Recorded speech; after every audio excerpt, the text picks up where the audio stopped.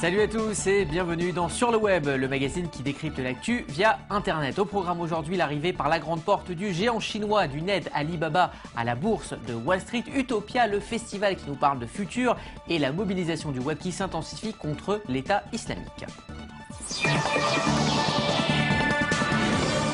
Alibaba arrive en bourse et du côté de Wall Street, c'est l'événement. Alibaba, c'est un site de vente et d'achat à l'image d'eBay, mais la différence c'est que l'entreprise est leader sur l'énorme marché chinois avec une action fixée autour de 68 $. Ce sont au total 25 milliards de dollars qui vont arriver dans les caisses de l'entreprise créée par le chinois Jack Ma, prof d'anglais qui a créé ce site en 99 à l'âge de 35 ans. À la base, il voulait permettre aux petits fournisseurs chinois de trouver des clients à l'international. Il est dans une logique totalement anglo-saxonne. 15 ans plus tard, Alibaba est devenu un empire qui réussit à mettre la main sur un marché qui à la base était promis au géant américain eBay et Alibaba qui désormais grignote des parts de marché à l'international.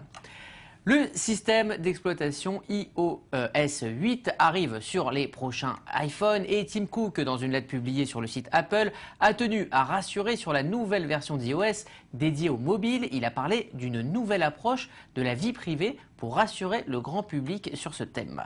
On passe tout de suite au dossier du jour. Stopper la propagande de l'État islamique sur Internet, c'est depuis une dizaine de jours une problématique qui est posée aux internautes. Mais quelle est la méthode? Ne pas relayer les images, démonter leur propagande. Dans un instant, nous recevrons Richie Hunter. C'est le PDG d'une grande entreprise de communication et de publicité israélienne. Il nous parlera d'une campagne lancée par son agence pour contrer la propagande de l'État islamique. Mais avant cela, petit rappel du style ISIS.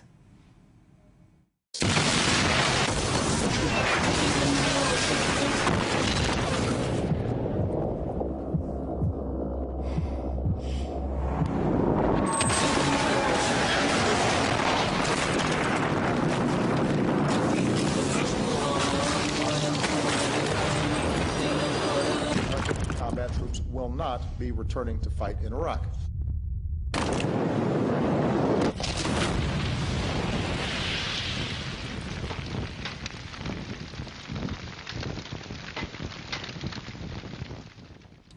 Et je reçois Richie Hunter, vous êtes PDG de l'agence McCann en Israël. Alors vous avez lancé une campagne internet où les internautes via un logiciel changent leur photo de profil avec une photo, une illustration de décapitation. Alors pourquoi une agence comme la vôtre va s'impliquer dans une campagne politique?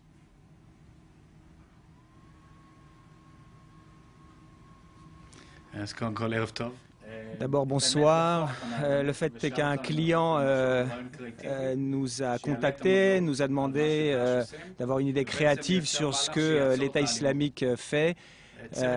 Et notre équipe créative a réfléchi comment stopper la violence.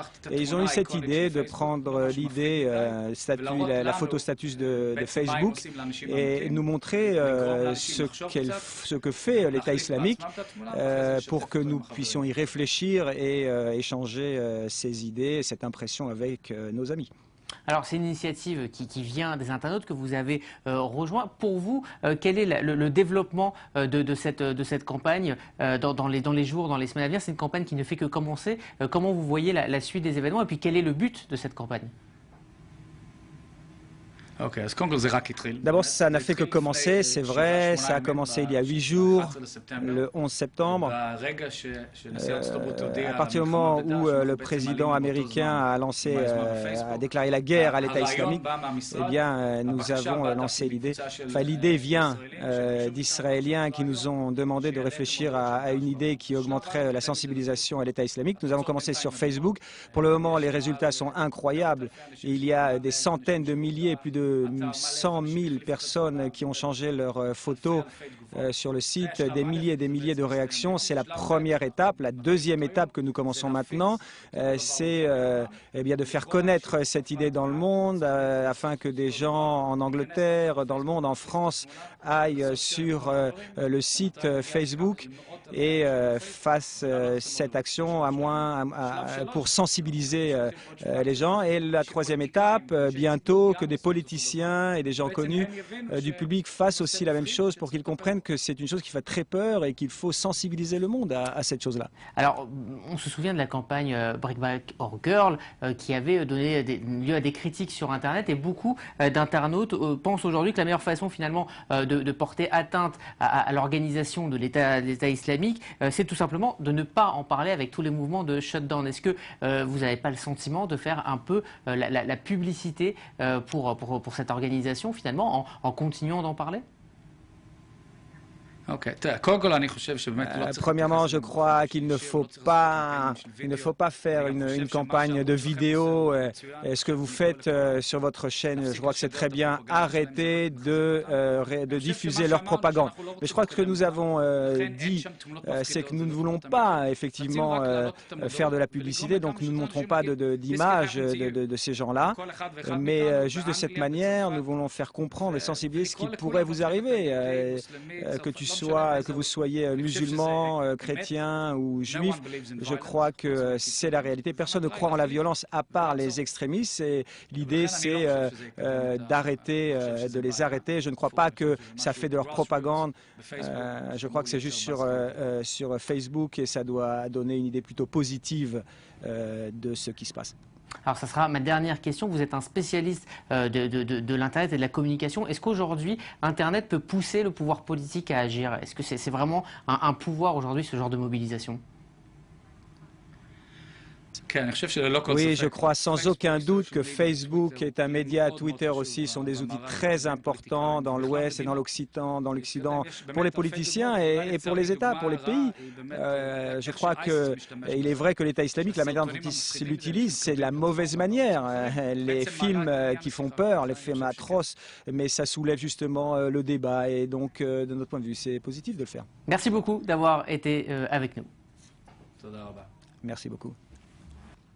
Une semaine après la polémique et la lettre des 43 objecteurs de conscience de l'unité 8200 en Israël, l'équivalent de la NSA, Edward Snowden accuse dans un entretien au New York Times l'agence de sécurité américaine d'avoir fourni à Israël et donc à la fameuse unité 8200 des renseignements, notamment sur des citoyens arabes israéliens vivant aux États-Unis et des Palestiniens, renseignements qui, selon lui, auraient été utilisés contre les familles de ces derniers.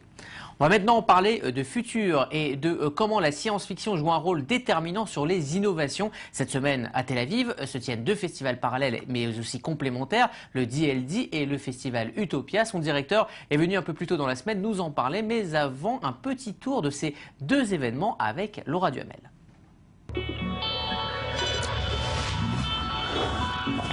Quand la science-fiction rencontre le high-tech ou quand le fantastique inspire la réalité, deux festivals de pointe, Utopia et DLD, ont décidé de joindre leurs forces créatrices pour multiplier les opportunités. Le festival Utopia présente chaque année au public une quarantaine de films fantastiques et d'horreur.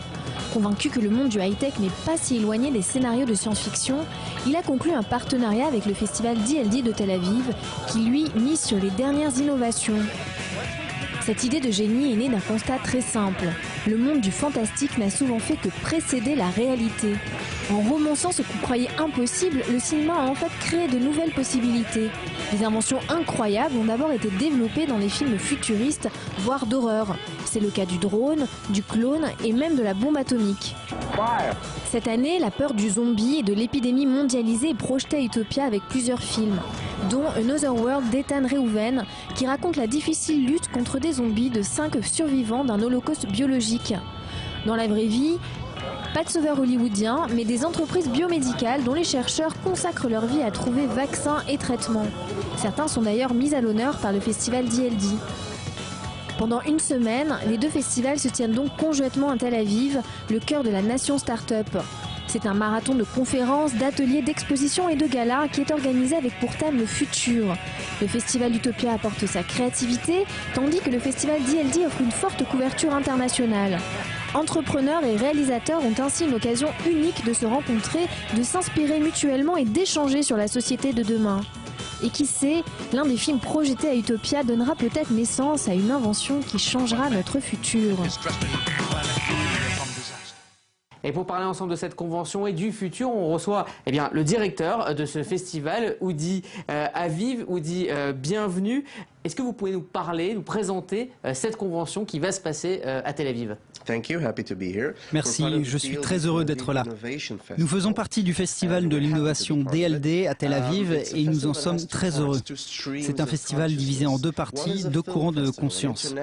L'un est un festival de films, un festival international de films fantastiques, c'est-à-dire tout ce qui est bizarre, étrange, mystérieux, innovant et nouveau dans le cinéma. Nous nous concentrons surtout sur la science-fiction, mais on s'ouvre à d'autres genres, comme l'horreur, la fantasy, l'action. Et à côté de ça, nous nous servons de la science pour parler des innovations scientifiques et technologiques, pour parler de science et des faits, et pour parler de la société digitale. Ce sont des problématiques dont on parle beaucoup en science-fiction. Quelles seront les grandes tendances, à votre avis, de cette convention cette année? Nous allons avoir un congrès du futur et de la logique au sein de ce festival et au centre EMDA pour l'éducation scientifique. Nous utiliserons la science-fiction pour deux aspects. L'un est l'inspiration, on parlera des tendances progressistes et inspirantes pour le futur. Et l'autre est plus négatif. Il s'agira des choses qui doivent nous alerter. On parlera beaucoup de la biologie synthétique, des recherches sur le cerveau, de la robotique, la génétique, des films qui sont à l'avant-garde de la science et des technologies actuelles et qui ont été inspirés par la science-fiction. Alors on le sait, on vit des moments assez troubles dans le monde. Est-ce que c'est pas un petit peu surprenant de voir que ces gens se réunissent finalement pour penser à un futur? Ils ont l'idée du futur et plutôt d'un futur positif, ou c'est un futur complètement imaginé? Eh bien, je pense que la science-fiction offre une perspective unique et importante. Nous sommes de plus en plus dépendants des technologies et nous sommes immergés dans la science. Et donc, nous avons besoin de textes qui sont critiques et créatifs sur la science et la technologie. La science-fiction offre cela. Elle offre de l'inspiration pour construire le futur, une vue du futur qui est bien plus complexe. La société et la culture sont transformées, mues par la science et la technologie. C'est à la fois bien et mal. Donc vous êtes le directeur du festival Utopia et pour la première fois cette année, vous avez créé un partenariat avec le DLD Innovation Convention. Comment ce rapprochement s'est fait? Eh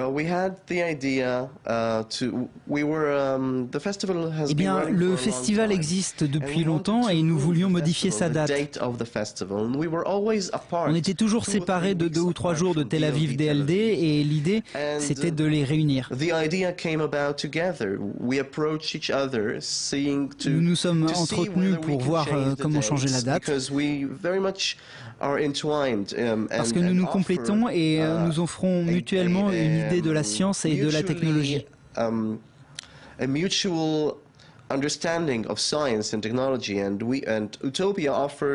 Utopia offre des choses au Festival Tel Aviv DLD qui n'étaient pas là avant. Et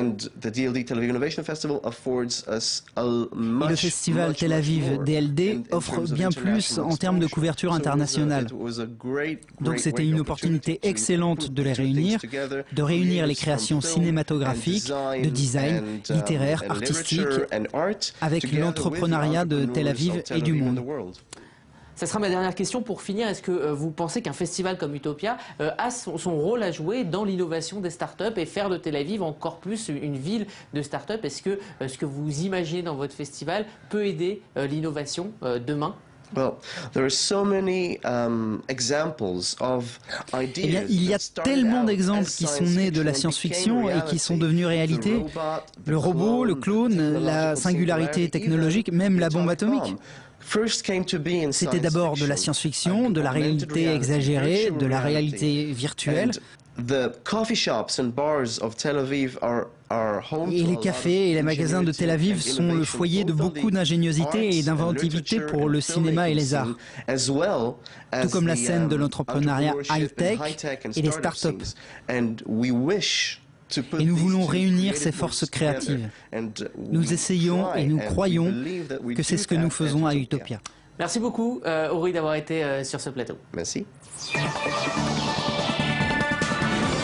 C'est l'œil du net et dans une vie de chat, il y a des moments clés. Dans cette vidéo virale aux 3 700 000 vues, ce félin se rend compte de son destin. Pour cela, il suffisait d'un simple miroir. Regardez.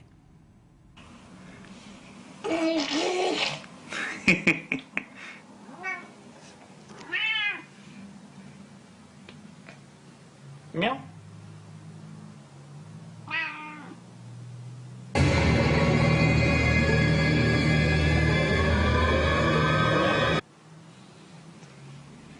Voilà, c'est la fin de ce magazine. Rendez-vous même heure dès demain pour revenir ensemble sur les sujets qui ont marqué la planète web cette semaine. Dans un instant, un nouveau journal sur Act24 News. Je vous dis à demain et d'ici là, restez connectés.